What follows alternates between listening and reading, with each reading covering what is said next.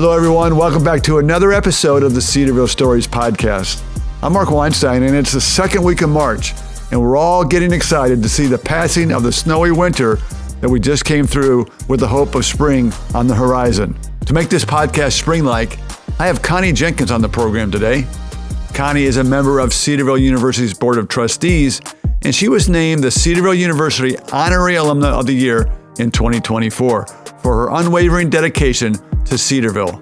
We'll talk about this today on the podcast. Connie and her husband Bill reside on a family farm in southern Indiana. So let's go to my conversation with Connie Jenkins on this week's Cedarville Stories Podcast. Well, Connie, it's great to have you on the podcast. And let's start with the fact that you're on the Cedarville Board of Trustees. So I'm curious, how long have you been on the board, and what prompted you to want to serve on the Cedarville Board of Trustees? I would say maybe 20 years ago, I was introduced to Joy. Joy White? Mm-hmm. Okay. At a conference at Southwestern. Okay. I was with Jay Martin. I was traveling with her to a Lifeway conference. Okay. And through that, I was introduced to Joy. From that point on, social media connection, but no real, it was more of an acquaintance. Through time, and it was prior to them having any children. So it's been a while. Yeah. I ran into her again at a conference in Indianapolis, and she said, have you ever thought about, being on a board of trustees at Cedarville? And I said no, and I thought she was just being kind and casual, and I skipped off and went about my business. I think I ran into her a second time, and she may have asked me a second time, and I denied it then. She's being nice and kind and sweet, and I felt honored, but I didn't feel compelled to believe that was where the Lord was leading me at the time. And then she messaged me, and I took it more serious. Okay. And I said to my husband, I don't know. This may be the third time. And he said, I think you need to think about it. You need to pray about it. You need to consider it. Yeah. Because I wasn't quite sure, what value I could add to Cedarville. And I really didn't know a lot about Cedarville, other than that the Whites were at Cedarville. Right. How long have you been on the board? I think 4 years. Okay. So in those 4 years, what do you see about the university that really gets you excited and to keep you working on the board? If you have ever experienced a chapel at Cedarville, you will quickly understand why we're all here and what compels us all to stay and what compels us to continue to promote the school. The leadership, amazing. The Board of Trustees is amazing. But the one thing that continues to stick out in my mind, because I am familiar with several seminaries and universities, the one thing that does stick out in my mind that in my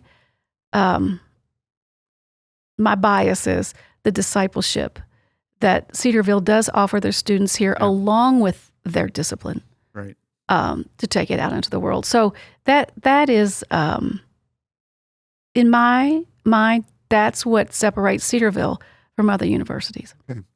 So thinking about your story with Cedarville, last year you were honored as the Alumna of the Year, which is a great honor. How does receiving this honor mesh with your passion to serve here at Cedarville and just to serve Jesus? Well, Mark, that honor is still so fresh that I cannot hardly talk about it without becoming emotional. And just yesterday I was talking to General Reno, and I can't hardly talk about it. It is so undeserving and so unexpected. Yeah. And so I can't quite, I've not yet been able to articulate, because receiving that honor was a burden that I had carried. If you listen to my testimony in October, not going to school was part of my burden. And so when that, like I said, I still haven't quite been able to grasp the enormity of that honor. But what it has forged me into continuing into servanthood, into biblical servanthood. And now with being an alum of Cedarville, it encourages me and inspires me, to take the Cedarville message forward. Let's move on toward past this initial Cedarville experience, and let's talk about you personally, you and Bill. I know Bill, he was in stocks, working in stocks. You were working in bonds. You were in Louisville, Kentucky. It's where you guys met. You're a blended family of 4. And at some point, probably because of the blended family of 4, you guys decided you need to find a place to live that's going to be conducive to your family. You're going to allow your boys to roam the land or whatever. So you bought a farm. At that point, it was a small farm. It's grown to much larger now. Right. What were the factors that led you to really move forward on purchasing this property and this house? Well, we believed in order for Bill's an only child. I like to throw that in every now and then. I need to use that, but Bill's an only child, and so and he's very career focused, very driven, sure, and high pressure, and so when we got married, we knew that in order for the marriage to survive, let alone thrive, we were going to need to be in wide open spaces. The boys would need to be in wide open spaces. Bill would need to have places to think and read and study. And, Bill would just bring home mounds on Monday when he would go to work, just mounds of mail, and he would just sit and go through it. Well, 3 rambunctious little boys, they needed to be outside doing what little boys need to do. Bill, we also believed 3 boys, right? They needed to learn how to bring in firewood. They needed to learn how to climb tree stands. They needed to learn how to become deer hunters, of course. Right. We're avid deer hunters, myself included, and my daughter-in-law. And so we knew taking them out of the city and bringing them into the country was going to be beneficial to them in the long run, and definitely would be beneficial to our marriage. Okay, so I'm interested in the deer hunting. Are you a bow and arrow, or are you a gun? Well, I started out a shotgun, but rifle. Indiana's upgraded so we can use a rifle, but .243. Okay. How many deer have you bagged in your time? Well, a lot? I always have to ask Bill because he keeps score. Does he really? So he's competitive. Oh, yes. We all are on that account. Okay. I'm going to say, I don't know, maybe 12 or 13. But right now, when he sees this, he's going to say, no, Connie, it was. Have you had more than him? Oh, no. He's been hunting since he. Okay. So, and he may have every rack ever he's really? Ever. Oh, yeah. Oh, we should send pictures of his smokehouse. They're all just lined up. Okay. Connie, you're on the farm. The plan was, at least maybe in your mind, I'm not sure, but you weren't going to stay on the farm. When your youngest son turned 18, you guys were hightailing out of there. You're going someplace else. That never happened. Why? That was as long as we were going to stay. When it ended up happening is you move into a community, you live with that community. The piece that we didn't anticipate or expect was that our boys would ingrain in the community. Oh. So now I've moved them from Kentucky to Indiana. They graduate from high school. This is where their friends are, and this becomes where their home is. Okay. So when he turned 18, it really wasn't even a consideration because all of a sudden I could look around and see this was their home. They could not have, if we would have uprooted them, or if we would have left and uprooted them, they would have had no roots. Right. And so they'd put down roots, and this is where the feathers from my nest now was. Yeah. And as the boys got a little older, especially the oldest one, when he went to the Navy, came back, now they're talking about they want to live on the farm. They want to raise their children on the farm. So when we got to that point, it was, this is home to them. I can't, this is where the roots are. Yeah. So how many of your boys live in the area or even on the farm? Bill would say all three live on the farm. My grandsons live so close, David and William, that I can tell you when their lights go out at night. Okay. So in late summer of 2001, Bill's career was flourishing. You guys were empty nesters. And then 9/11 took place. But that was the terrorist attacks in New York City, Shanksville, Pennsylvania, and Washington, D.C. At that moment, your life changed drastically. Take us back to that time and share how God used that situation to change your heart and your focus. I had finished the Women's Ministry Institute at Southern. Okay. And I was involved in some charitable giving to the Women's Ministry Institute there, kind of helping Jay Martin along, supporting that ministry. And when 9/11 hit, there was a part of me that the Lord was leading. I needed to do more. Mm-hmm. There was more that we could do. And if you remember, there was somewhat of a revival, in the nation. There was unity for sure.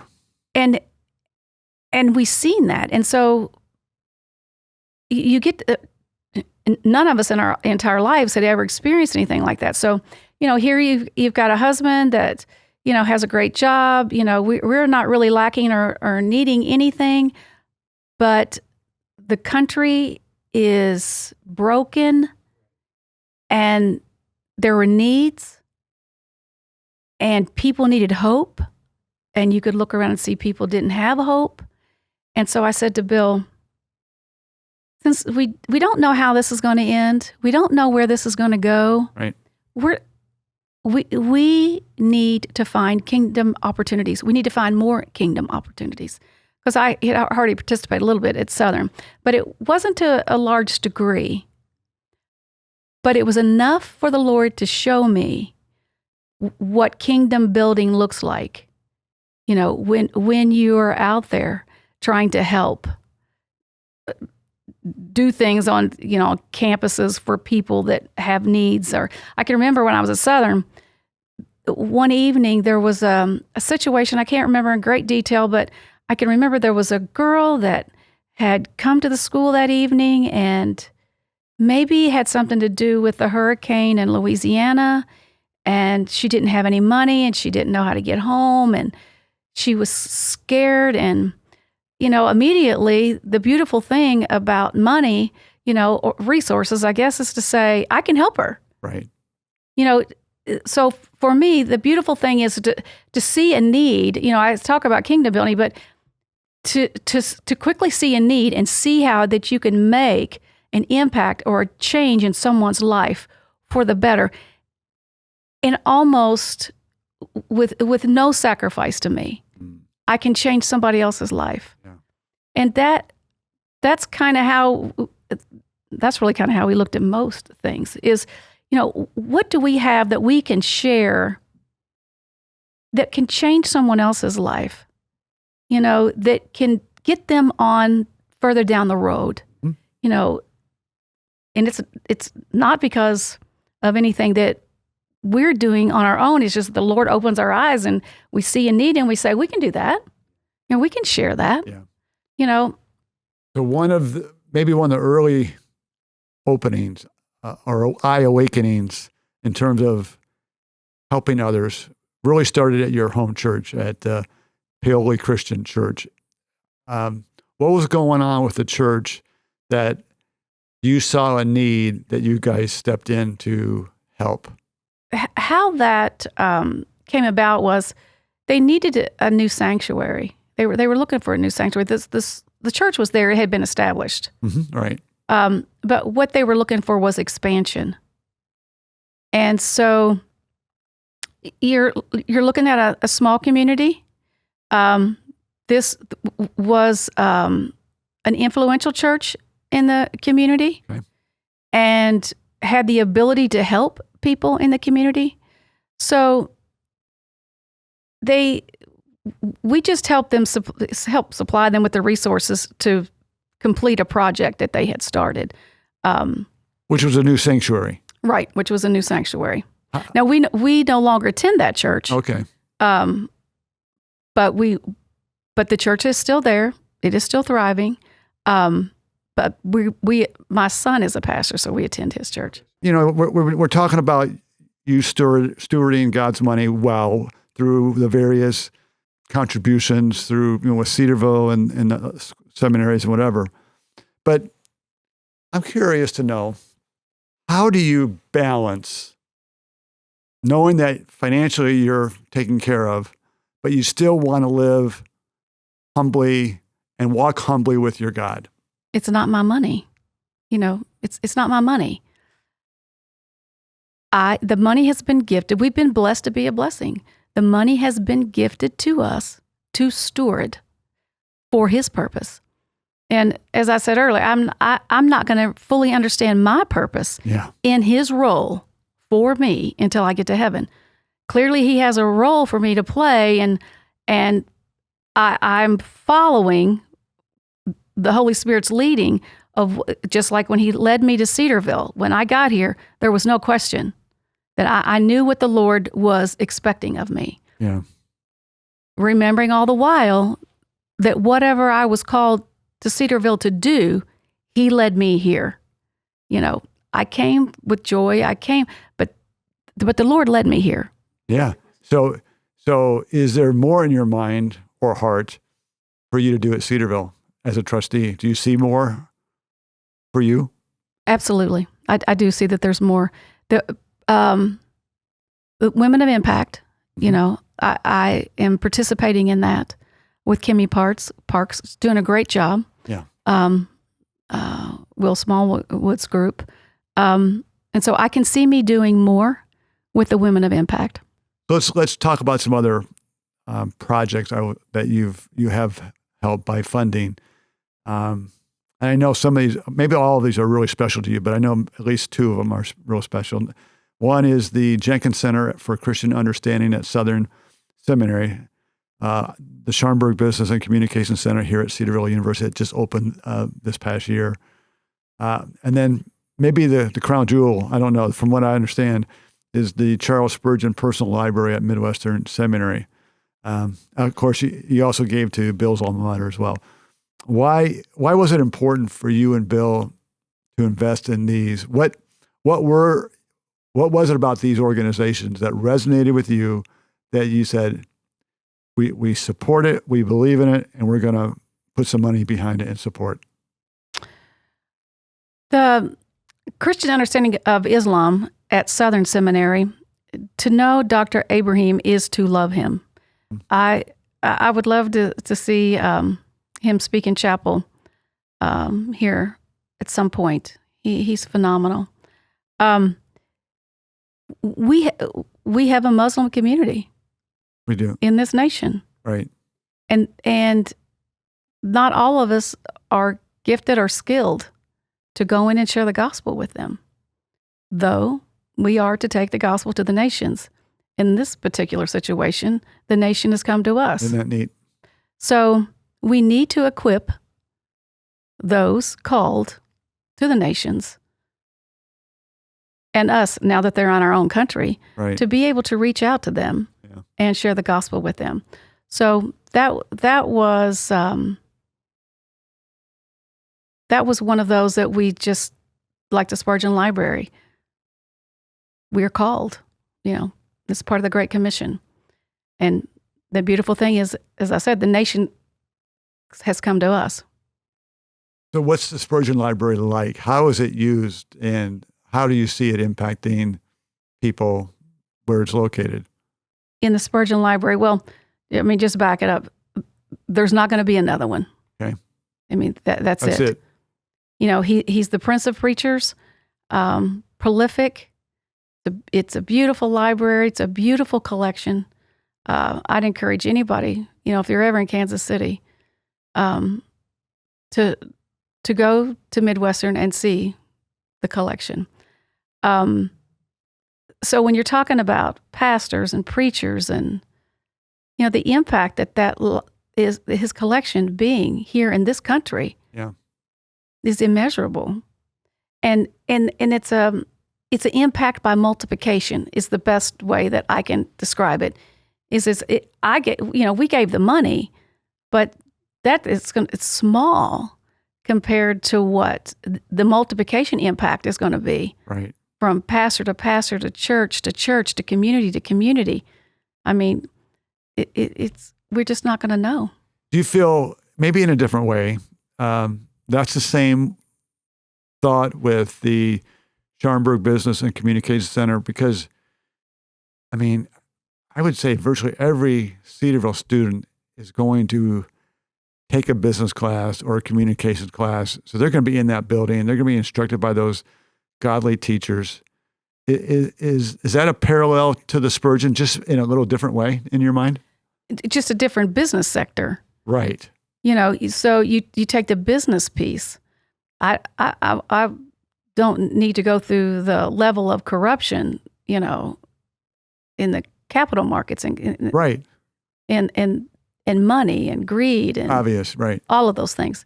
So that piece of it is at the Schaumburg Business Center, and the discipling of these students and the ethical piece of this is, again, immeasurable. Yeah. It's going to change the whole dynamics. I mean, if we can't trust people that are managing our money, right, people like me, that are trying to do good, could be the beautiful thing for me is I'm married to the guy that manages money. But for those out here that, want to do well and build kingdoms, the kingdom, it'd be difficult for them. We all know about Madoff, right. We don't want to see that anymore. We do not. I mean, those people they lost their whole fortunes. Right. I would think, maybe I believe, where you said we have to, if we don't trust people who are managing our money, that's a bad thing. Because we know the love of money is the root of all evil. And so it has to be really tempting for some people to really get caught into it and look for ways. So teaching our students to be ethical and honest and biblical, that's a great heritage that you're helping to leave with our students. So I want to thank you for that, you and Bill, for investing in our students in that tangible way.